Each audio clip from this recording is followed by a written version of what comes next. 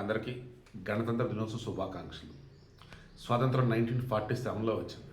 ఆ తర్వాత మన కోసం, మన చేత, మన వలన రచించబడిన రాజ్యాంగం అమలులోకి వచ్చింది 1950 జనవరి 26.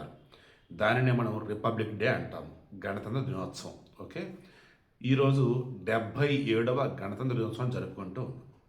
ఇక ఇప్పుడు బంగారానికి సంబంధించి ఏకంగా ఇంటర్నేషనల్ మార్కెట్లో ఆల్ టైమ్ హైయెస్ట్కి వెళ్ళిపోయాను. క్రాస్ చెక్ చేసి నేను ఆశ్చర్యపోయాను.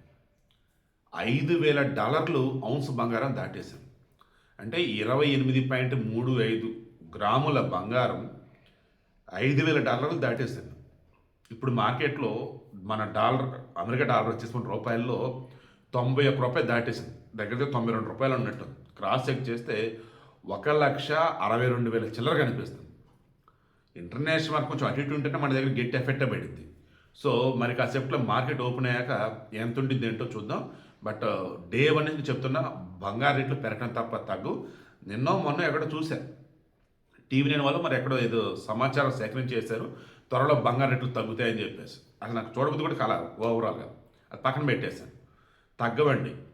మనకున్న అప్డేట్ ప్రకారం ఎక్స్పర్ట్స్ చెప్తుంది కూడా 2026 ఎండింగ్ నాటికి $5,400 రావచ్చని అంటున్నారు.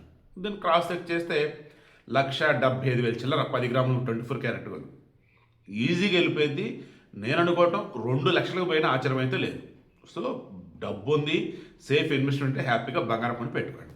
నెక్స్ట్ వెండి కూడా $100 దాటేసింది ఔన్స్ వెండి వచ్చేసి.